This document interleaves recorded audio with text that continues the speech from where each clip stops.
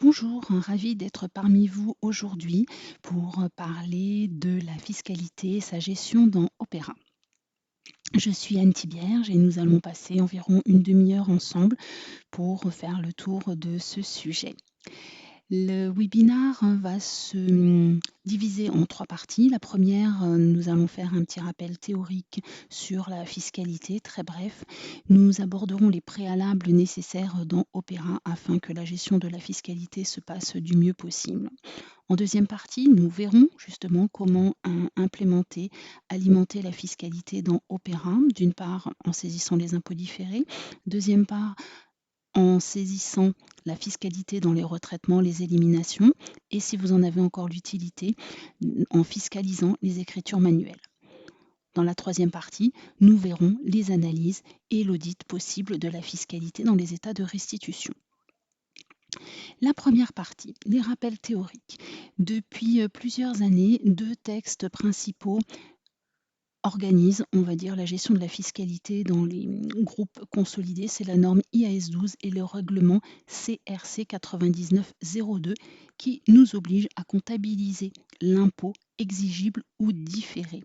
Cela implique pour vous des connaissances fiscales en compta, en consolidation, voire de travailler avec des intervenants externes, des spécialistes, afin de mener à bien ces travaux et de pouvoir les contrôler. Ainsi, les avantages d'utiliser Opéra dans la gestion de votre fiscalité vous permet d'avoir un process rationalisé et simple. Il y a un paramétrage de livret en standard et qui vous permet de l'utiliser très simplement, vous permettant d'exécuter ces tâches, ces travaux de manière rapide, fiable, vu qu'il y a déjà des tableaux de créer, un paramétrage de livret, des calculs de préétablis. Cela rend votre travail très fluide.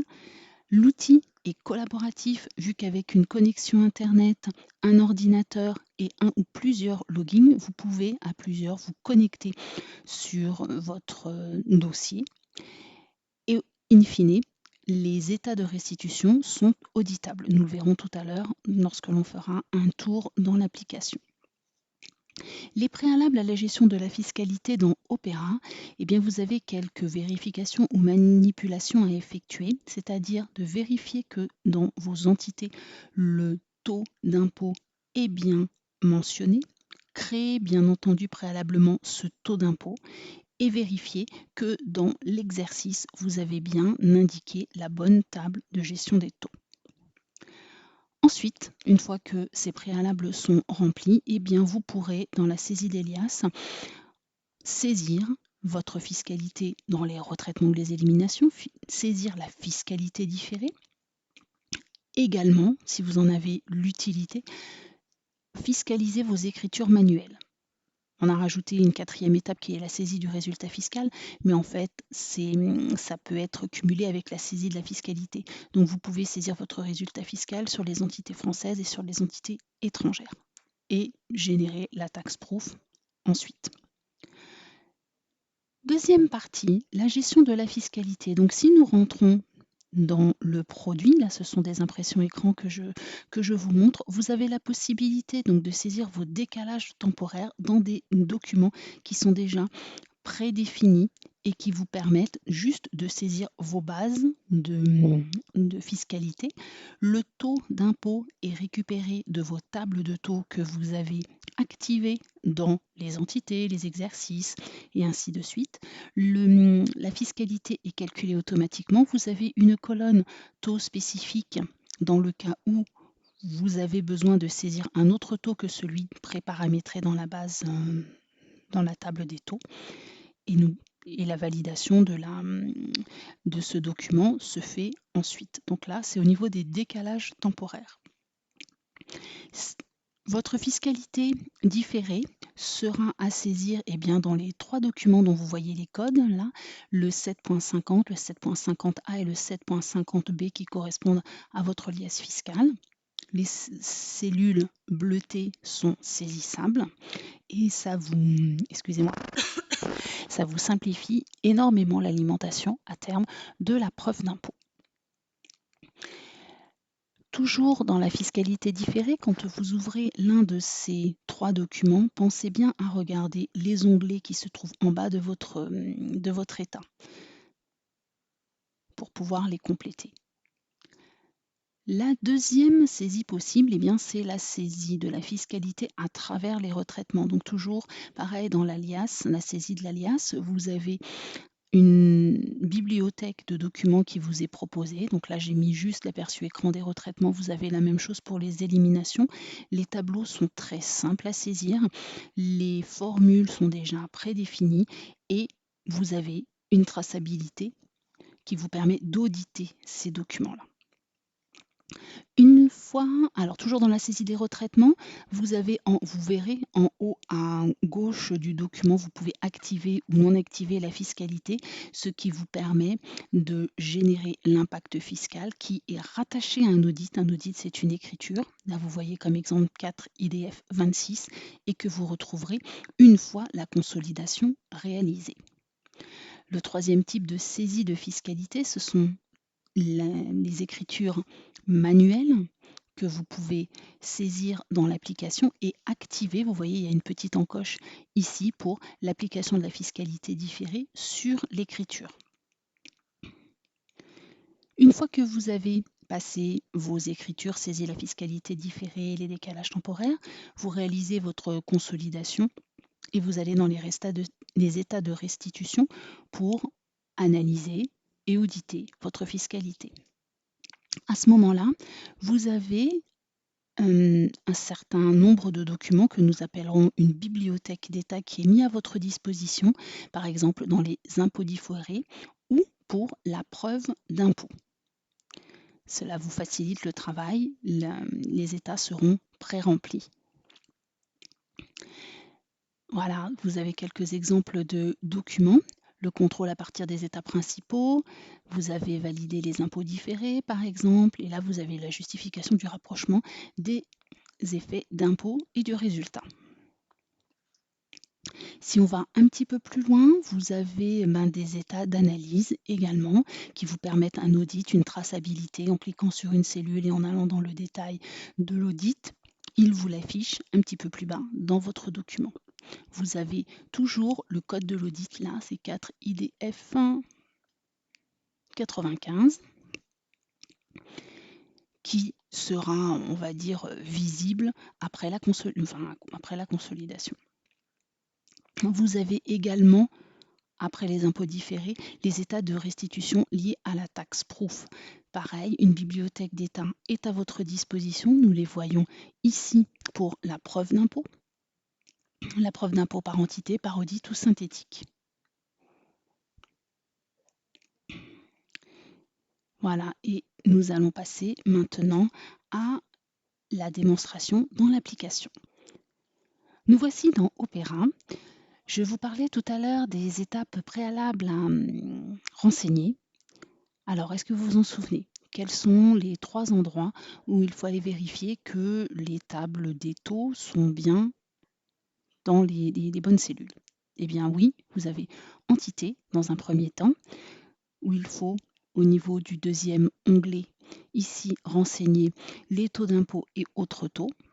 En cliquant dessus, vous avez la table qui s'ouvre et vous pouvez aller la modifier ou rechercher celle qui vous intéresse. Ces taux que vous aurez préalablement sélectionnés dans la table des taux ici. Par reporting, également, je cherchais mes mots, vous pouvez en créer en cliquant sur modifier, sur nouveau, les enregistrer, les supprimer. Bien sûr, en haut à droite, toujours bien vérifier que vous êtes sur le bon reporting avant de commencer tous travaux. Et ensuite, venir vérifier au niveau de votre exercice que le taux d'impôt est bien renseigné dans l'onglet critères, dans la partie basse au niveau de l'affichage des taux dans l'alias de conversion, et bien que vous avez coché cette information-là et que la table est bien inscrite dans la cellule blanche. Une fois que ces préalables sont complétés, eh bien, vous pouvez aller dans le suivi d'Elias. Et donc, par rapport à ce que je vous présentais tout à l'heure, nous avons 3 possibilités de saisie de la fiscalité. Saisie des décalages temporaires, saisie au niveau des retraitements et saisie manuelle. Ici, dans le suivi d'Elias, nous allons avoir les 2 premiers, décalage temporaire et saisie des retraitements et des éliminations. Pour cela, vous irez étape par étape dans chacune de vos entités. Vous double-cliquerez dessus. Le tableau de bord s'ouvrira et vous le reconnaîtrez. Vous l'utilisez déjà très certainement. Donc, ce tableau de bord se trouvent à l'intérieur les documents nécessaires pour la fiscalité dans la partie basse. Vous voyez déjà la fiscalité différée dans le pavé qui est sur la gauche avec les états 750, 750A et B pour les décalages temporaires et le bloc élimination retraitement où vous viendrez saisir des bases, des taux d'impôt, par exemple pour les provisions pour retraite et ainsi de suite dont vous avez besoin.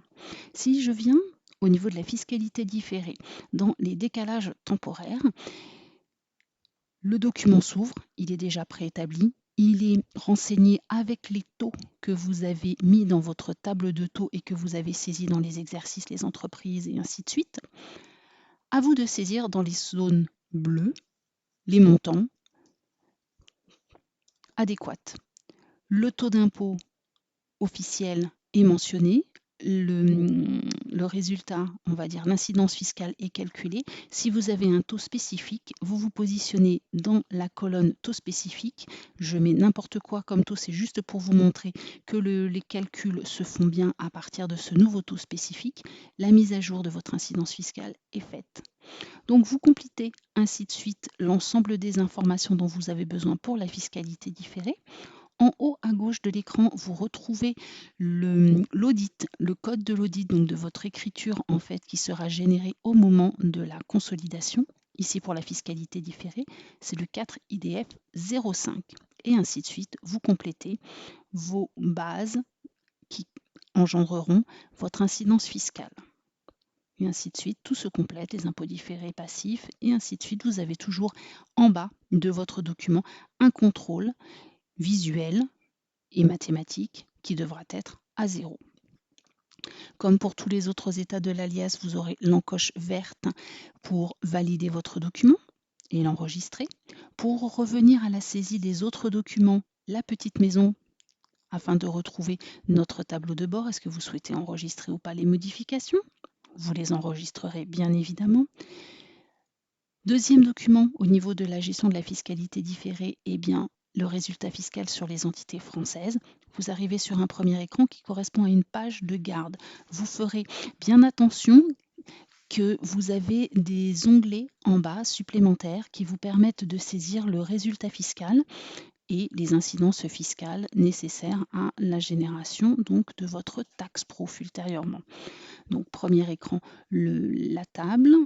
Et par exemple, 2058, vos documents et vos informations se trouvent dans le résultat fiscal. Les zones vertes sont saisissables et vous généreront ensuite l'alimentation de la tax proof dont vous aurez besoin. Voilà, je vous montre les différents onglets. Surtout, voilà, j'insiste sur le fait de penser à regarder en bas de vos écrans les différents documents dont vous avez besoin. Vous retrouvez toujours l'audit en haut, au milieu, là, cette fois-ci, qui vous permettra de le retrouver après la consolidation, et ainsi de suite. L'encoche verte pour valider et sauvegarder vos données. Là, je ne sauvegarde pas, mais vous, il faudra valider. Et la petite maison pour revenir à l'écran principal. Le deuxième type donc de fiscalité que vous pouvez saisir dans la saisie de l'alias est au niveau des éliminations et des retraitements. Par exemple, le retraitement de provision pour retraite, si je double-clique dessus, on retrouve l'écran que je vous ai présenté tout à l'heure avec l'incidence fiscale. Est-ce que je souhaite l'utiliser ou non? Ici, à ce moment-là, si je veux la désactiver, hop, je saisis un petit 1. Alors, je vais vous faire l'inverse. On ne va rien laisser. Ici, je vais saisir une provision pour retraite, une dotation par exemple. Toc. Des chiffres très basiques. Vous voyez que le document s'alimente en fonction de la saisie que vous avez faite. Et dans le bas de l'écran, vous avez l'incidence fiscale en fonction du taux qui vient de votre table préalablement renseignée, je me permets d'insister, dans les entités et l'exercice. Vous retrouvez l'audit, le code de l'audit et toujours les contrôles des faits d'impôt dans le bas. Là, ici, je n'ai que 2 onglets. Là, c'est juste un bouton d'aide. Nous resterons sur provision pour retraite.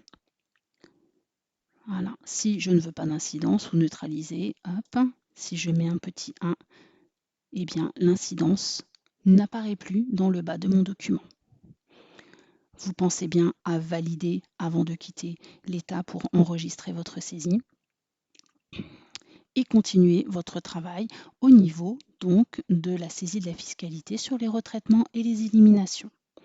Une fois que cette étape est faite, eh bien, il nous reste la 3e possibilité pour saisir de la fiscalité différée qui est la saisie dans les écritures manuelles. Mes petites écritures manuelles, alors là j'en ai déjà un certain nombre, je vais vous en montrer une comme exemple qui existe déjà. Alors on va aller voir celle-là.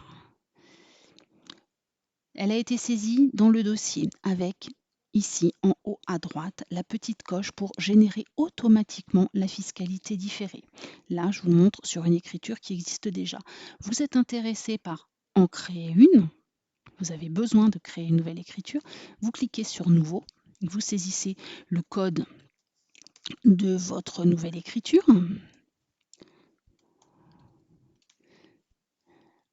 Le libellé de l'écriture. Hop. Le journal. Alors bien faire attention à créer un lien entre, enfin pas créer un lien, il existe un lien entre le type de journal que vous sélectionnez et le code et l'audit que vous allez sélectionner également. Pour rappel, quand vous cliquez sur la flèche, vous avez juste les codes. Quand vous cliquez sur les 3 points, vous avez le libellé qui apparaît et qui peut vous être utile. Alors là, au niveau des journaux, c'est relativement facile. Au niveau des entités aussi, parce que vous devez certainement toutes les connaître. Au niveau des audits, cela peut aider un petit peu plus. Alors là, je vais prendre quelque chose de très simple et que j'aime bien. Un retraitement sur les amortissements, si je le trouve.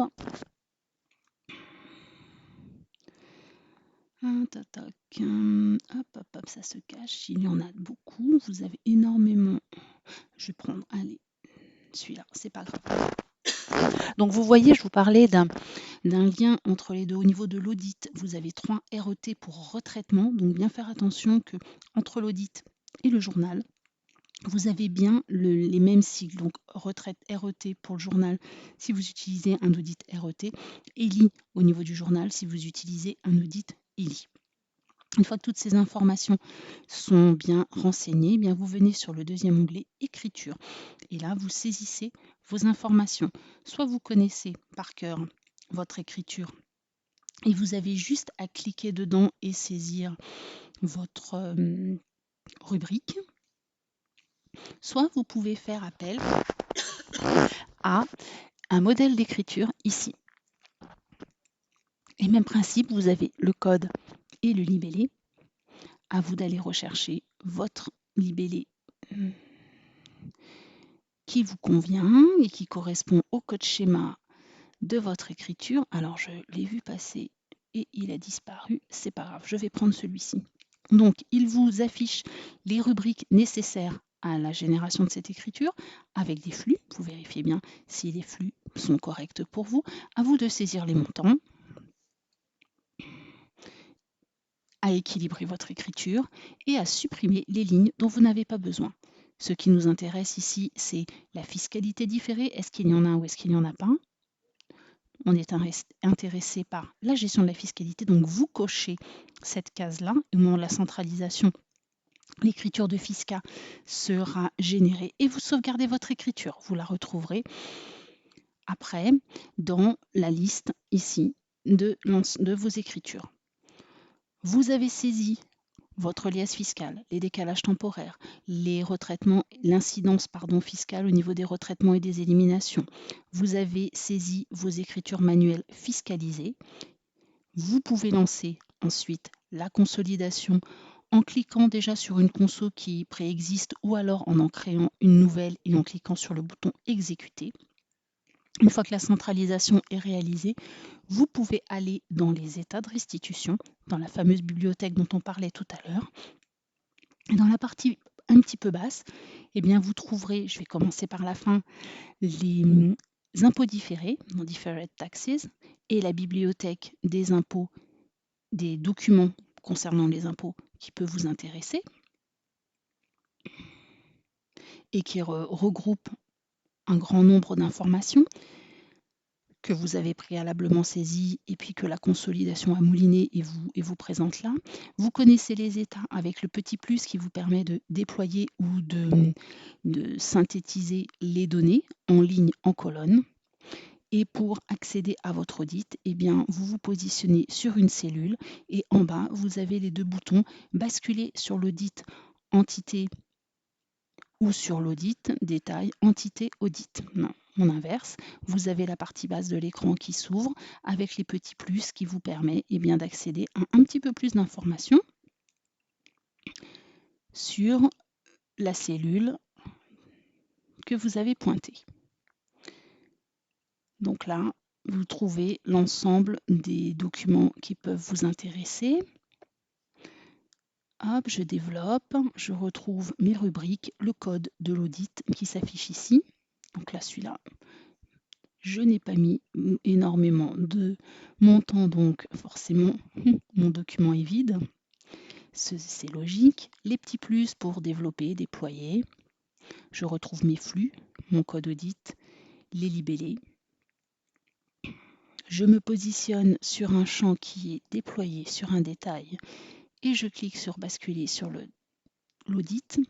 Et là, vous pouvez remonter jusqu'à l'écriture. Là, vous avez l'information écriture, la version de consolidation, les numéros et ainsi de suite. Là, nous sommes dans les impôts différés et juste au-dessus, vous avez le répertoire de la tax proof. Si vous êtes intéressé pour réaliser la tax proof, eh bien, vous avez les trois états, donc entité, par audit ou de synthèse, qui se trouvent et qui vous sont proposés ici. Voilà, toujours les petits plus pour développer. À vous de vérifier l'alimentation et le fait que votre société cadre au niveau de la tax proof ou pas, s'il y a des écarts. S'il y a des écarts, eh bien, il faut remonter au niveau de vos tableaux pour les contrôler. C'est qu'il doit y avoir des écarts dans certains documents. Tax proof par audit. Alors, vous savez que j'ai mes petits plus ici. Et là, vous retrouvez en ligne vos différents audits dont on parlait tout à l'heure. 4 IDF 45, 4 IDF 51, 4 IDF 52 et ainsi de suite. Vous avez l'information liée à vos audits que vous avez saisis. Et puis la tax proof de synthèse, ici pareil, que vous pouvez développer et que vous pouvez auditer avec les petits boutons du bas d'audit. Nous avons fait le tour de la présentation de la fiscalité au niveau du logiciel Opera d'Amelkis. Si vous avez besoin de plus d'informations ou si vous avez besoin d'être accompagné dans la gestion et le traitement de votre fiscalité, vous pouvez vous rapprocher des commerciaux qui sont à votre disposition pour vous proposer des demi-journées d'accompagnement avec nos consultants. Je vous remercie pour votre écoute. Je vous souhaite une bonne fin de journée. À une prochaine fois. Au revoir.